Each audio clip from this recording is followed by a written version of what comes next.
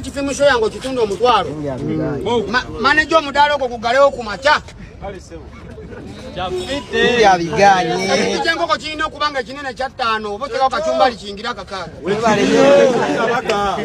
ekyo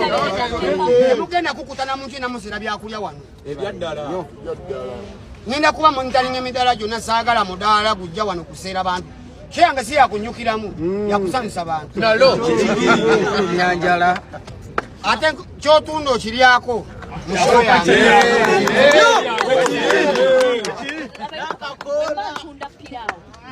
mbenga nguzo omuntu ndikira watano nange suke nkubeke tambula ne poko bili ngosavinga omuntu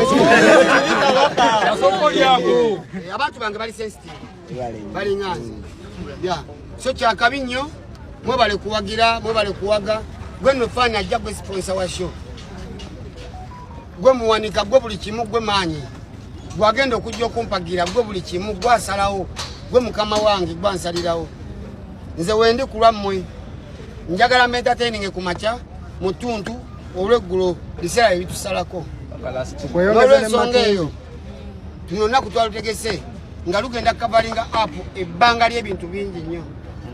akaba jja tukabire wano asanyuka jja tusanyukire wano yenna omunyiikavu jja tunyiikaalire wano nze ngenda kubeerawo okuva kati paka nkya kiro Abadde babuuza basobola okujja ne basulawo nkugambye nzoludde nzize night eriyo.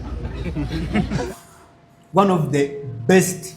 and most expensive artist gwe tulina mu ggwanga lyattu Uganda essaawa zino ayimbira era bw'oba oyagala booking ofune ku sente obookinga Reigi yakajjuza kololo enfundeezwa kololo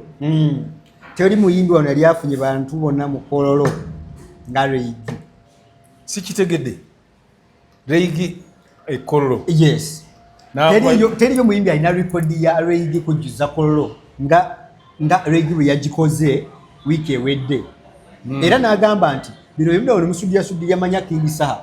Saha talina yadda bw'obeera ngo nze nina ekintu kyanti nze nakula ndi mugunjufu bwe mba njagala okuwaana omukazi mukazi wange mulungi siyinza gamba nti va kuwono mukamuyanja ate nze ebyo sibikola ndi mugezi ekimala nze ate sikola nti bwe mba nsamba nga mpaana mukyala wange siyinza gamba va kuwono mukamuyanja oba mukagundi bwanako mukyala wo bwana birungi biri kuki mukyala wo oyo kubagamba nti nze mwanyi simumanyi ayimbirawo Reigi tumanyi Reigi ayimbirawa simumanyi yayimba nino omusheshe sikyali singa oluyimba ne Spice Diana kati olulala yaluyimba ne Livingston andi dida ko tugende mpola bw'oba owaana omuntu ayimba ennyo w'amaanyi ate tomuwaanira ku kolabo andi kojja nkwaze mama nze mumanyi ennyo mukwano nkugamba kino omuyimbi gwe kati Sebata bwe mba nkuwaanira Sebata bw'ayimba omandi yayimba baana bange n'ayimba abaganda twewemudde n'ayimba saakaasi omandi nkubulira ennyimba zazayimba oluyimba kolabo tebagiwaaniramu muntu ejja luvannyuma kubanga oba ogasa amaanyi g'abantu bameka naddala kolabo ate bw'oba onaawaana omuntu muwaanire ku duweeti omanya abantu abamu tebawula duweeti na kolabo kojja duweeti yeetya duweeti kwe kuyimba n'omuntu ayimbira mu bandiyo ati nga Moses Matovu twava buto nga bamanyi nti ayimba ne Sekyanzi Fred Sekyanzi eyo duweeti naye ate gundi Moses Matovu Papa Moi yakolako kolabo ne bayimba abakazi mu baveeko abakyala mu baveeko bayimba na Kamiliyoni eyo kolabo akati abo ku bombyani w'amaanyi Afrika ye y'amaanyi Kamiliyoni w'amaanyi kisinziira mu biseera nedde waliwo abantu abatagiko biseera kakati nze bw'ogamba mbugundi is the Reigi is the goat mu mwaka oguno yayimbira abadde ayimbira anti yakava kuba kololo kyembuuza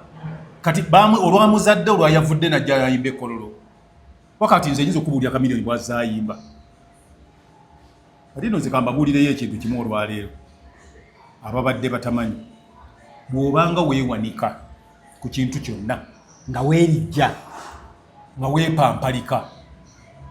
weepampalikanga ku musajja gwe bayita Jose Chameleone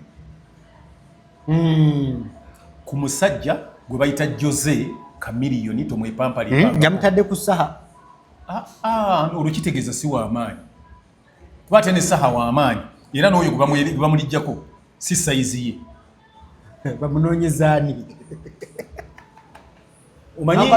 naye oli mutesitesi wa bivulu era ye amanyi ekitegeezo teeka omuntu n'okufunamu ssente naye anti ate ffe tujja mu bivulu agambye oba oyagala kati oba mutesitesi wa bivulu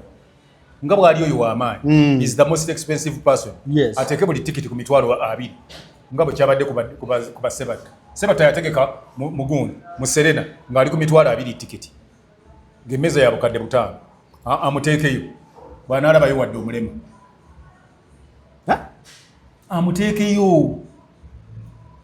omanyi ate kotupimira abayimbi ab'amaanyi si yeeyo levu ono gy'aliko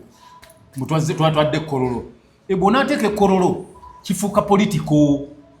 abantu bajja bali politiko gavumenti oba abawa kibiina gundi ne bagula tiketi yataddemuko n'akamawanga n'agamba mu western bujjo mu banyooma ebyo tebikola kati kala atukolera lisiti y'abayimbi kale aba western abayimbi wano ne banaamiriza ensi ne bakuba ebisaawe ne bakuba ki omanyi kyetagamu ebintu ebimu byetagamu kusoma ebimu byetagamu kutegeera kubayita individual brilliance omuntu akyasinza okukuba ekisaawe yasooka tutiisa ng'ali bwomu yali Sebatta 1994 yajjuza Nakivubo nga layini ziri ku biwologoma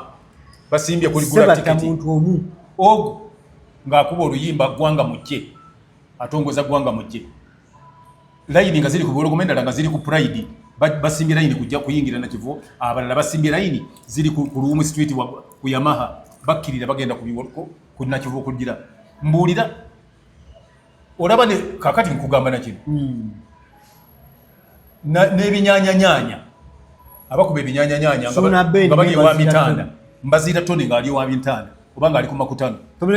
toyinza baleetera oyo nkugamba koja mulimu n'akantu kone kebagamba akabaasi baasi zisombera ddala okusomba ki okubajja embalala okubaleeta anti kakati ekyo kyenkugamba abanaalaba gundi Ngagamba nti Lady tumutegekeko ng'ebusoga agendeko bw'ogamba nti is the most expensive person mu Uganda tegeka show ugiteeke mu gundi nga nti okitadde Serena Gardens gundi Sheraton Gardens ugiteeke ku mitwalo 2 oba 10 wujja okupimira omuntu Dani mugula ku myaka gye gy'ayina zagenda okubeera ssaawa 11 ng'abantu banoonya tikiti tebaziraba anti kojja abantu bano bali ba mirundi ebiri olwofa bayimbira bano abantu baffe abawansi that is our audience naye oli baana bali mu corporate class kati oba ba corporate osobola okujjuza bwe batyo kati ate abawansi gwolooza singa bagamba nti ekivvulu ng'ekyagundi kati ayiriini n'amatovu ajja kukola yes ajja alabe kye bayita abantu abajja mu kivvulu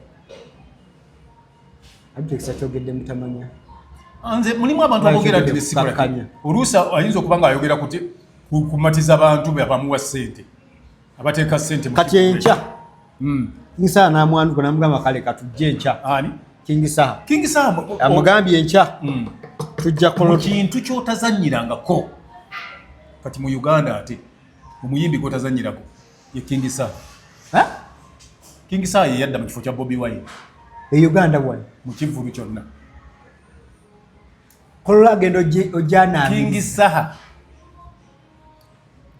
bajja nakubuuza gundi andi omanyi omulya bw'aba agenda asooka n'abuuza ye ono gwe batugamba ow'ebbeeyi ennyo ayimba ki era ayimbira wa gye tutamulaba kati nze oyo omwana kingisaha namumanyira kyotera yes ye namumanyira katonda nansaasira kuba gye bamuzaala nga tanajja kuyimba eno mugundi akati ate nemumanyira yagula eyo waffe nakawuka kakati nemanya naye oyo omwana kingisaha Mansur nemumanyira awo netubeera awo anti bamuzaala kyotera naye nogamba ekyotera manyiyo bayitawo erinnya kati erinnya linsanyusa nnyo eri tugende ne kyotera kakati n'agenda ayimba oluyimba agenda ng'ayimba ennyimba ze naye oluyimba olwasinga okunje mukwano gwo gundeeze walinda olwaleero ezo n'azimba kati wezo tetandikira ogundeeze nze omanyi mulimu ebigambo ebiba mu zitansika nnyo luyimba ki olwogwe lwogamba nti King Sir yanyimbira noluyimbira bwaluyimba ekkololo ng'ofuluma akamwanyi wano akamwanyi kaliwo terulina gwe bwayimba olinga ayimbye akamwanyi ng'oli munnayuganda ng'omanyi nti eggwanga lya Uganda liyimiridde ku mwanyi up to today kikyaba takugambye bw'amala olwo oluyimba nagamba nti nalitakalanga n'ekitaawe entebe lwe luyimba nze nyinza okugamba nti olwo oluyimba lulina buli ingredient erufuula oluyimba olwakabi oluyimba ebigambo birimu bitono naye nga byonna nga biggumivu bwebeta King Sir oyo King Sir naye onansonyiwa sirina luyimba ani oyo bamuyita Reigi sirina lwe mmanyi oba oliawo nyinza okuba nga ekipakanya kiti ojja naawe nika Reigi musajja ennyimba zayimbye ddala noba nga tomanyi Reigi kati yammanyi yakumanya manyi kati ebyo byoyogera bifaanana ng'oli balaga nti musajja omukulu tomanyi kuwuga nyinza obutamanya kuwuga kubanga n'ekyennyanja tekisobola kutambula ku luguudo naye tukuyita okusimba emiti nga toli kafulu akati ekyennyanja onkoze byokkakkanya Reigi naawe simukakkanyiza ngambye bugambi okuba kujja nga tumanyi Reigi nga yakava nekolo anti nsinga kumanya bantu bemmanya kati bwe mba mmanyi nti gundi ayimba bw'ati oyo mmanya nti mumanyi kuba ennyimba ze naze mba mmaze okumanya nti yayimba zino kati bwe nkugamba nti simumanyi mba simukakkanyiza simumanyi bumanyanga naye bw'atammanyi kati yamanyi firimu ze nakazanya n'emizannyo King Sir gw'otugamba babeera mu stand sinejuzi yakava mu stand sigamba buli stand ze bakoze manya biki nati bye bimufuula manyi Reigi takola stand please bwe mbadde njogera nze soogera ku ebyo ate soogera na ku bivvulu bye nze njogera ku nnyimba zayimbye makulu gaazo naye nkugireza Reigi nina omusheeshe ate bano oluyimba olw'omuntu ayimba ennyo tebanoonya lunoonye oyo ensi olulwogera ensi eba erumanyi akati kafeero oyinza okuyimba dipo nazigala oli n'agenda kunoonya nnoonye basudde oyinza omala kukebera mukyala mugerwa oba baasi duniya oba ekyali musaba nkoze bulyo onoonya ennyimba za Reigi oluyimba lw'omuntu kati bw'oba olina ssente mu nsawo tonoonyamu nnoonye okwata bukwasi ziba ssente bw'oba olina emmotoka nga namu nnyo toyinza gamba nti kamala okukanikamu kati awo emmotoka okanikamu olyoka okuba esserefu mbireke tomuleka kubanga muntu omumanyi noonya omuyimbi omuntu kakati nyinza okugamba nti waye ndi wano noonya luyimba lwa Dani Mugula nti ndi wano noonya oluyimba abaana bange dole y'omwana kojja onswaliza mu maaso ga kamera nedda nze njogera mazima Reigi gwe ŋŋamba nti oluyimba gundi yaluyimba lwayatiikirira nnyo bannange olina engeri gy'onkutte mwana we ndi mukunoonyeza ennyimba ze zihiiti y'omuntu tebaginoonya nsobola ogirabira siri muyimbi nze no kati nkugamba na kino tasobola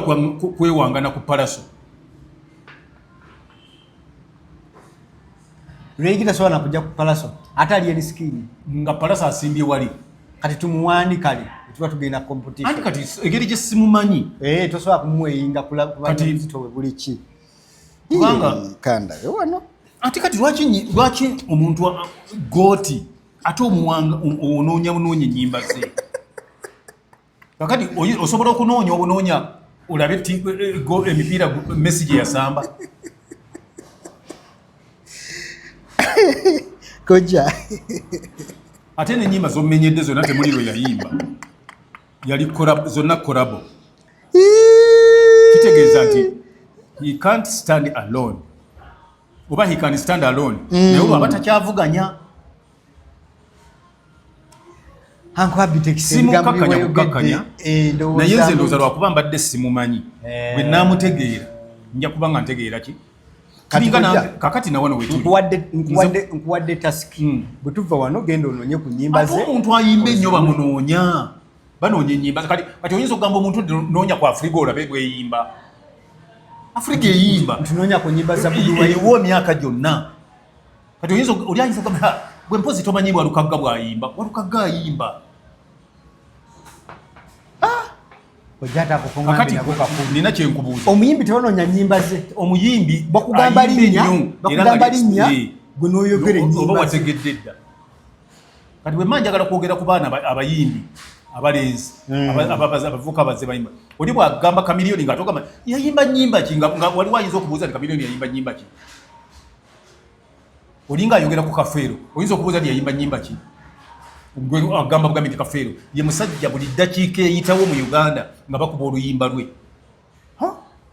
kati mbulira mu mwezi guno bakakuba ennyimba z'oyo emirundi emeka mu mwezi guno gwonna ompadde version gye mbadde sinalowooza onkutte kakota kakati nze nyinza okugamba omuntu nga Walukagga kizibu okumala olunaku nga tebakubye luyimba lwe ku leediyo z'omu Uganda era baba balina okukuba ku luyimba lwe Kafeero tewalisobola kuyita saawa nga tewaliwo balukubye kazibeere social media tugambe eddakiika ne social media nga tezirukubye so omuyimbi w'eggwanga Reigi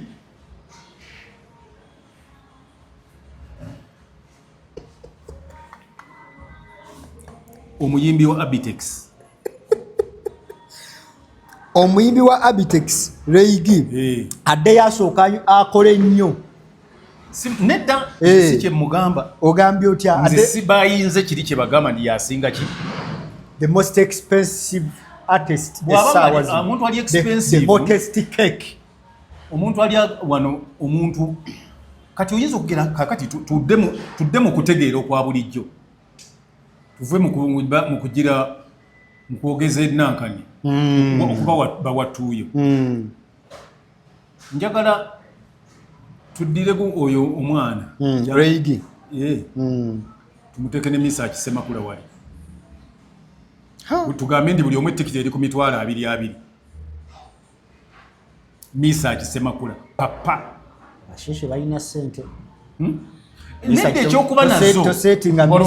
bw'oba oyogera bw'otyo gwe bakugambye nti ebizimbe ebiri mu Kampala abo bonna abannyini byo baki kale bagwagwa kwagala namulimu abasheshe bameka abamu babakozesa nze kyenkugambye ekirala sikubuuziza bakozesa bameka anti ebibuuzo nabyo birema abantu okuddayo ati bagagga kwagalana bali Kampala naye waliwo n'abali Embalala nga nabo bamugagga kukundana nabo bamaanyi Embalala naye ate ne bw'onaagenda e Bulaayi era eriyo abagagga ng'ate baggwanga lya Misaaki abo bonna bwe badde nga bamedi Ssentongo baani bonna bwe badde nga bajja kuno basemwanga bonna tebaali baggwanga lya Reigi babadde bawano kati n'ekirala kyenjagala omanye music omulungi tekikwetaagisa kuba nti oli waggwanga gundi abantu okumwagala era kati kale oba kyoyogerako ennyimba zayimba aziyimba mu lulimi ki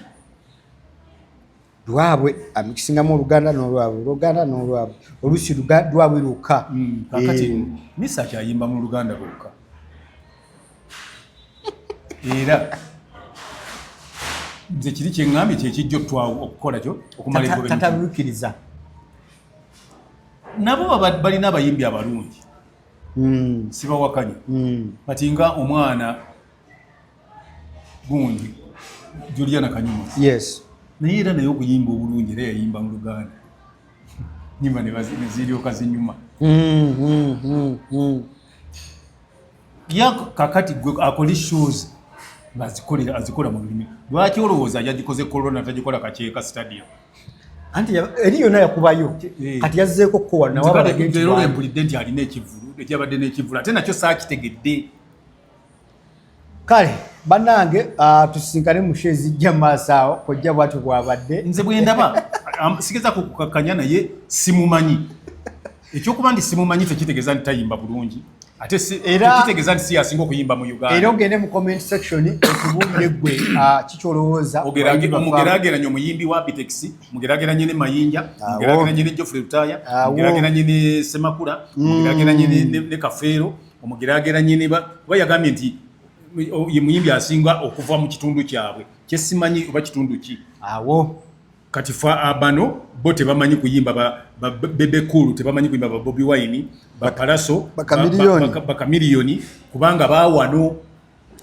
Kale tusingane mu video ezijja masa. Naye ate era newankubadde kale ngaera abaawano bo tebamanyi ate oli yamanyi era batagalira wano. Nabo